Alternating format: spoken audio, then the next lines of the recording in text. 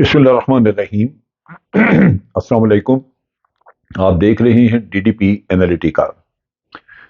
आज की दो तीन बड़ी अहम डेवलपमेंट। सबसे पहले तो बात करते हैं बलोच नेशनल आर्मी का जो फाउंडर, जो जिसने कि ये बुनियाद रखी, बहुत बड़ा दहशतगर्द, वो आज पकड़ा गया। आज ऐलान हुआ, पकड़ा गया होगा लाजमन दो तीन रोज पहले। लेकिन ये इंटेलिजेंस की बहुत बड़ी कामयाबी है, क्योंकि ये शख्स जो है ये लगातार मूव करता था।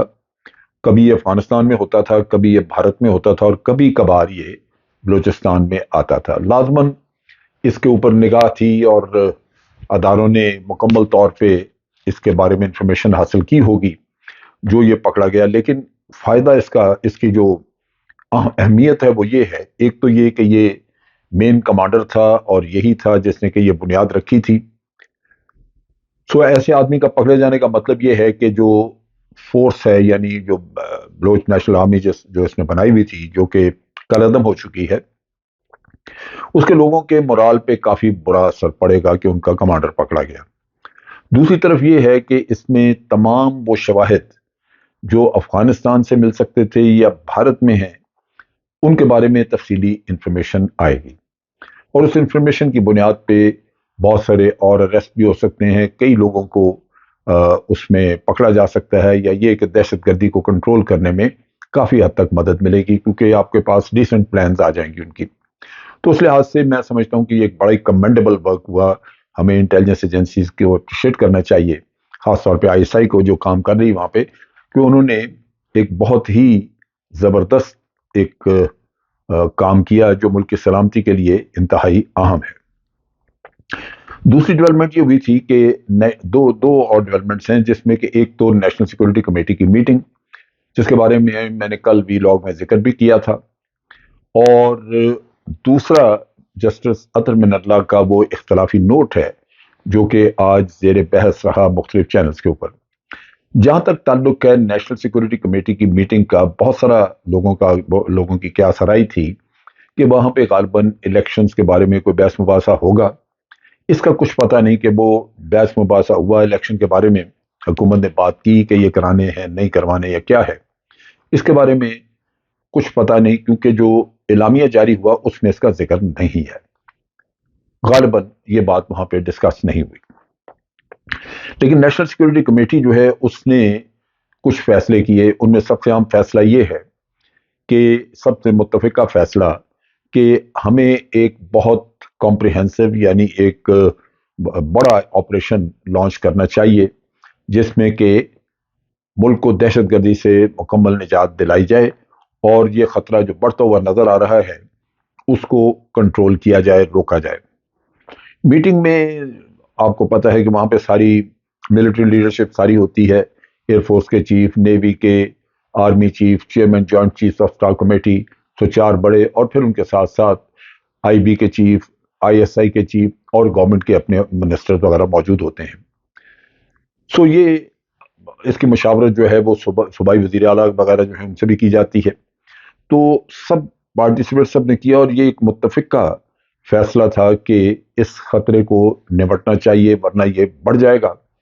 और लाजमन अगर मुल्क में टेररिज्म बढ़े तो हम तो इसके नताइज देख चुके हैं पहले, कि मुल्क की हर लिहाज से तरक्की और आम आदमी की जिंदगी भी वो खराब हो जाती है। एक वक्त था जबकि यहाँ पे हमारे खेल के मैदानों तक में लोग महफूज नहीं थे, वहां भी धमाके हो जाते थे और इस तरह बड़ा जानी नुकसान होता रहा।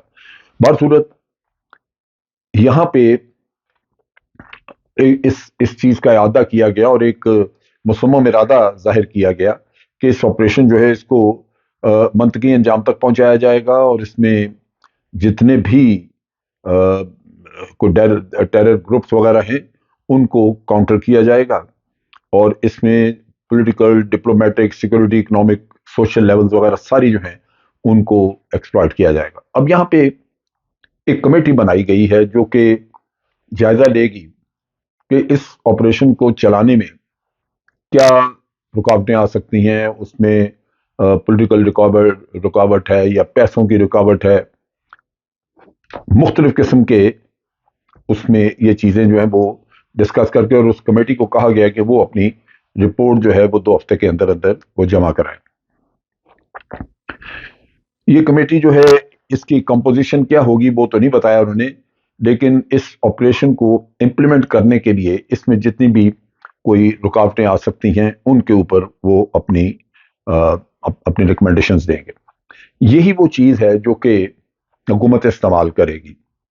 میرا اپنا اندازہ ہے کہ پہلی بات یہ کہ جب کمپریہنسو آپریشن آپ نے لانچ کرنے کا فیصلہ کر لیا تو فوج اس کام پہ لگ گئی، لہذا بڑا واضح ہے کہ اگر الیکشن کمیشن ٹروپس مانگے تو ان کو بتایا جائے گا کہ ہم ایک کمپریہنسو آپریشن کر رہے ہیں، اس آپریشن کی وجہ سے ٹروپس ادھر مصروف ہیں، ہم آپ کو نہیں دے سکتے۔ سو یہ بات تو ختم ہو گئی کہ ٹروپس ملنے کا قصہ وہ میں سمجھتا ہوں کہ وہ یہاں پہ آ کے تو ختم ہو گیا۔ دوسری بات یہ ہے کہ اس کے لیے پیسہ مہیا کرنا ہے۔ کمیٹی کہے گی کہ جن کو اتنا پیسہ چاہیے تو لازماً کہا جائے گا کہ نیشنل سیکورٹی جو ہے وہ بہت اہم ہے، سب سے پہلے تو وہ ہونی چاہیے، تبھی ہم الیکشن یا کچھ اور کرا سکتے ہیں۔ تو حکومت تو بڑی مشکل سے وہ پیسہ نکال کے دے رہی ہے جو کہ فوج کو چاہیے اس آپریشن کے لیے، تو الیکشن کے لیے تو پیسے اب ہمارے پاس نہیں ہیں۔ سو یہ دوسرا نقطہ ہے جو کہ سامنے لایا جائے گا۔ کمیٹی میں یہ بھی بات ہوئی کہ ابھی جو ٹیررزم تھا یہ بہت بڑھ گیا تھا ایک دم سے، آپ کو یاد ہے 2-3 بڑے واقعات بھی ہوئے، اس میں خاص طور پہ جو پولیس لائنز میں واقعہ ہوا پشاور میں، پھر ایک پولیس ہیڈ کوارٹر کے اوپر اٹیک ہوا کراچی میں، یہ 2 ایک بڑے واقعات ہوئے تھے، گو کہ آئسولیٹڈ تھے، کوئی بعد میں اور بڑے واقعات نہیں ہوئے، لیکن یہ واقعات ہوئے۔ اور یہ کمیٹی میں یہ کہا گیا، یہ میں خاص طور پہ مینشن کروں کہ اس میں چھپی بھی 2 ایک باتیں ہیں جو کہ ذہن میں رکھنی ہوں گی۔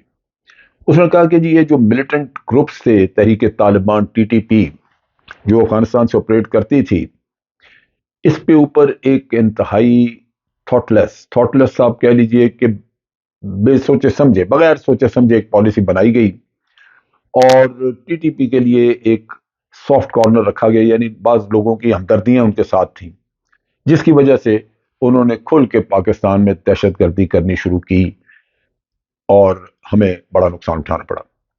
اب یہ بڑے سنگین الزامات ہیں، اس کے پیچھے چھپی ہوئی نیت بھی ہو سکتی ہے یا یہ حقیقت بھی ہو سکتی ہے، بہرحال اس کو ایگزامن کرنا چاہیے۔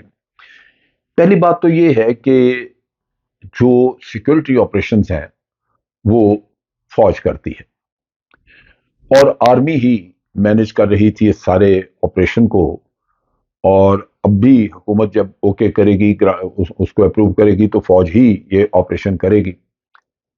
سو یہ بڑا ایک سنگین الزام ہے کہ ایک تھاٹ لیس اور سافٹ کارنر والی بات، یہ تحقیق ہونی چاہیے۔ ہمارے پرانے chief of army staff general Qamar Javed Bajwa, ان کے وقت میں رد الفساد کا بڑا چرچا تھا اور بڑا اس کے ریزلٹس کے بارے میں ہمیشہ بات کی گئی کہ انٹیلیجنس بیسڈ آپریشنز ہیں اور اس کی وجہ سے بڑی کامیابیاں ہوئی ہیں۔ اگر وہ اتنی ہی تھاٹ لیس پالیسی تھی تو اس کا پتہ لگنا چاہیے، میرا خیال ہے جنرل قمر جاوید باجوہ بہتر جانتے ہوں گے، اور اسی طرح پرانے D G I S I وغیرہ جو ہے وہ بھی بہتر جانتے ہوں گے، وہ بتائیں گے کہ کیا واقعی وہ تھاٹ لیس پالیسیز تھی، کیا واقعی ہم نے وہاں پہ ایک سافٹ کارنر رکھا اور ٹی ٹی پی کے لوگوں کو چھوڑ دیا، یا ان کو ہم نے یہاں آنے دیا کہ آگے جو جی چاہے کرتے رہیں۔ ایک بات کا تو ہمیں پتہ ہے کہ میڈیا میں بھی ذکر آیا تھا کہ کچھ لوگوں کو چھوڑا گیا تھا، کچھ ایسے ٹی ٹی پی کے لوگ تھے پکڑے ہوئے جو ہمارے پاس تھے، ان میں سے کچھ کو چھوڑا گیا اور کہا گیا کہ یہ کانفیڈنس بلڈنگ میئرز ہیں جو کہ ہم نے کیے ہیں، جس سے کہ بعد میں مذاکرات وغیرہ آگے چلیں گے، کیونکہ افغان طالبان آپ کو مجبور کر رہے تھے کہ آپ مذاکرات کریں ان سے۔ تو کیا وہ جو چھوڑے گئے لوگ کیا وہی لوگ ہیں جو اب آ کے ٹیررزم کر رہے ہیں؟ یہ چیزیں الزام کی حد تک اگر ہم دیکھیں تو تب بھی تکلیف دہ ہیں، اور اگر حقیقت ہوئی تو لازماً یہ اس سے بھی زیادہ تکلیف دہ ہیں کہ ہماری پالیسی کمزور تھی۔ اب یہاں پہ ایک طرف تو ملٹری ہمارے یعنی آرمی جو کہ ہینڈل کر رہی تھی، اس کے اوپر ایک الزام آ جاتا ہے اور ان کو اس کا جواب دینا چاہیے یا اس پہ تحقیق ہونی چاہیے۔ دوسری طرف یہ ہے کہ پولیٹیکل لیڈرشپ جو ہے وہ اس کو اس طرح ظاہر کرے گی کہ یہ پی ٹی آئی کی یعنی اس وقت کے وزیر اعظم عمران خان کی پالیسی تھی، تبھی یہ سارا کچھ تباہی مچی اور عمران خان کو سافٹ کارنر تھا اور وہ طالبان کو چھوڑتے رہے۔ یہ وہ چیزیں ہیں جو کہ اس کمیٹی کے نتیجے میں دوسروں کے کھاتے میں ڈال دی گئی ہیں۔ پرانی ملٹری لیڈرشپ کے حساب میں بھی اور پرانی پولیٹیکل لیڈرشپ کے حساب میں. سو اب دیکھنے کی بات یہ ہے کہ آگے اب جو گورنمنٹ ہے وہ کیا کرتی ہے. ملٹری لیڈرشپ لازمن پلاننگ کرے گی، وہ ملٹری آپریشنز اپنے کنڈکٹ کریں گے، لیکن کیا وہی آپریشن جو ہیں وہ اسی طرح چلیں گے، کامیاب ہوں گے؟ بہرصورت اس وقت پہ جو میں دیکھ رہا ہوں وہ یہ ہے کہ یہ ایک نیا چیپٹر کھل جائے گا بحث کا، اور بڑی اسٹرانگ لینگویج استعمال کی گئی ہے جہاں پہ پچھلی ملٹری لیڈرشپ اور پولیٹیکل لیڈرشپ پہ الزامات عائد ہوئے ہیں. اب جو پارٹیسپینٹس تھے انہوں نے بہرصورت اگلے آپریشن کی بھی اجازت دی، اور جو پہلے قربانیاں دی گئی ہیں ان کو بھی بڑا سراہا. اور یہ جو انٹیلیجنس نے جس کو پکڑا ہے شمبے، جو کہ اس کو بھی سراہا. یہ واقعی یہ بہت امپورٹنٹ کام ہے جو کہ ہوئے ہیں، اور ہمیں سب کو اس پہ خوش ہونا چاہیے، سراہنا چاہیے، اور یہ بھی توقع کرنی چاہیے کہ آئندہ جو آپریشن ہوگا وہ واقعی اتنا تھاٹ لیس نہیں ہوگا جو پرانے تھے. یہ تھاٹ بڑا، اس کے پیچھے ایک بڑی حکمت عملی ہوگی، حکمت ہوگی، اور واقعی یہ بڑے کامیاب آپریشن ہوں گے. اور حکومت پاکستان بھی اب افغان طالبان کی بات نہیں مانے گی اور کوئی سافٹ کارنر نہیں ہوگی. یہ آگے ہم دیکھیں گے. دوسری بات جو جسٹس اطہر من اللہ نے کہی ہے وہ تقریباً وہی کچھ ہے جو کہ دوسرے ججز کہتے رہے، اور انہوں نے یہی کہا ہے کہ یہ جو الیکشن ہونے ہیں خیبر پختونخوا اور پنجاب میں، اس کے انہوں نے دو انہوں نے کہا جی کہ ایک تو یہ سو موٹو نوٹس نہیں ہو سکتا تھا، اور میں اسی فیصلے کو مانتا ہوں جو کہ مخالفین نے کیا ہے، یعنی 4-3 کا جو فیصلہ تھا وہ میں مانتا ہوں، جو 3-1 والا فیصلہ آپ کا ہے میں اس کو تسلیم نہیں کرتا. اور انہوں نے اپنی ریزننگ وغیرہ دی، اور چیف جسٹس سے انہوں نے کہا کہ جو سو موٹو نوٹس آپ نے لیا ہے وہ درست نہیں تھا. انہوں نے اس کی وجوہات وغیرہ دی ہیں کہ جو 9 ممبر بینچ آپ نے بنایا تھا وہ کیسے اس میں سے ہم لوگ نکلے، اور اپنا انہوں نے کہا کہ میں نے اس بینچ کو نہیں چھوڑا تھا، اور مجھے کوئی نکال نہیں سکتا اس طرح جب تک کہ میں خود اپنی مرضی سے بینچ سے ریکیوز نہ کرتا. وہ میں نے کیا نہیں تھا، لہٰذا وہ اپنے آپ کو اس بینچ میں شامل تصور کرتے ہیں. دیکھنا یہ ہے کہ یہ جو نوٹ ہے یہ اختلافی نوٹ ہے، یہ کوئی آرڈر نہیں ہے، لیکن حکومت اس کو ایکسپلائٹ کرے گی اور فائدہ اٹھائے گی.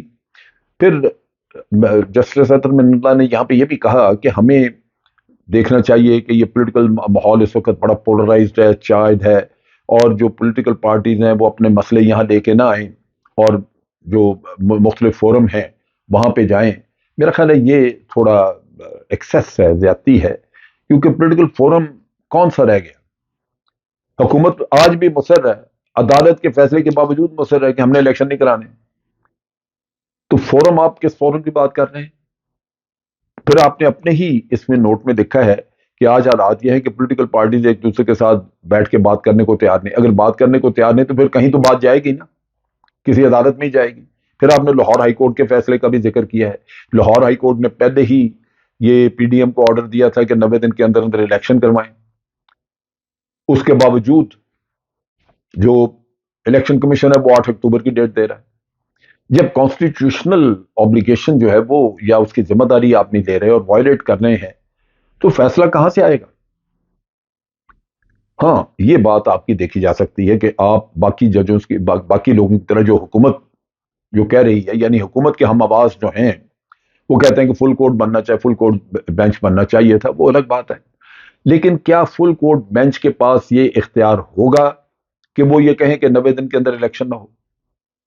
فل کورٹ کے سامنے جو چیز آئے گی وہ یہی آئے گی کہ جناب حکومت کہتی ہے ہماری مجبوریاں ہیں، پیسے نہیں ہے، ٹرپس نہیں ہے، یہ نہیں وہ نہیں، تو آپ اس کے ساتھ مل جائیں اور کہیں ہاں جی حکومت ٹھیک کہہ رہی ہے، اس وقت بہت برے حالات ہیں، ہم مارے جائیں گے، لٹ جائیں گے. حالانکہ ان حالات کا اگر موازنہ آپ کریں تو آپ دیکھ لیں جو زلزلے کے بعد جو حالات ترکی میں ہیں، اللہ نہ کرے کہ وہ کسی ملک میں ہوں لیکن وہاں پہ الیکشن ہو رہے ہیں. اسی طرح افغانستان میں 2 دفعہ الیکشن ہوئے جبکہ افغانستان پوری فل فلیج جنگ لڑ رہا تھا طالبان کے خلاف، امریکی فوجی تھے وہاں پہ. ہر ملک میں جہاں بھی کہیں ہوا ہے، الیکشن ایک ایسا پروسیس ہے جو بنیاد ہے آپ کی جمہوریت کی، آپ کے حق حکمرانی کی. آج پاکستان کے لوگ کوشچن کر سکتے ہیں، سوال کر سکتے ہیں شہباز شریف سے کہ آپ کون ہیں، کیوں بیٹھے ہیں یہاں پہ، آپ کو کس نے دیا حق حکمرانی، آپ زبردستی مسلط ہیں ہمارے اوپر. سو سب سے پہلے حکومت کی اپنی لیجٹمیسی جو ہے وہ، پھر جسٹس صاحب نے یہ بھی کہا کہ یہ بھی ہمیں دیکھنا ہوگا کہ یہ پولیٹیکل اپنی اسٹریٹجی کے تحت اسمبلیاں 2 ڈیزالو کر دیں، کیا یہ اس طرح ہونا چاہیے؟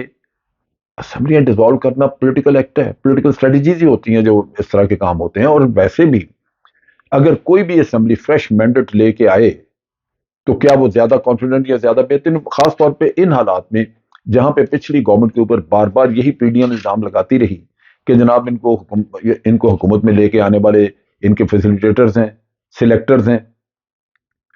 اب اگر سلیکٹر سے جان چھڑائی جا سکتی تھی، فیسیلیٹیٹر سے جان چھڑائی جا سکتی تھی، اور ایک ایسی حکومت بنائی جا سکتی تھی جس کو کوشچن نہیں کیا جا سکتا، جو مکمل طور پہ ہر لحاظ سے نظر آتا کہ عوام کی نمائندگی کر رہے ہیں، تو کیا ملک کی سیاسی فضا اور پولیٹیکل سٹیبلٹی بہتر نہ ہوتی؟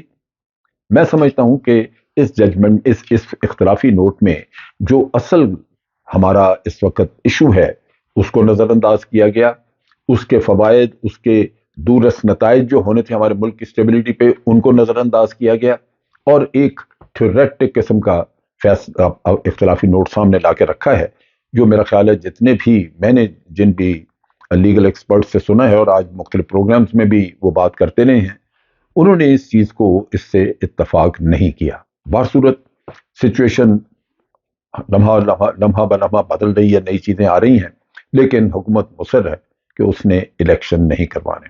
اس کو کوئی نہ کوئی بہانہ ڈھونڈنے میں کچھ نہ کچھ مدد ملی رہی اور ہو جائے گی.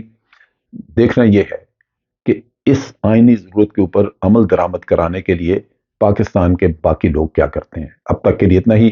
افواج پاکستان زندہ باد، پاکستان پائندہ باد.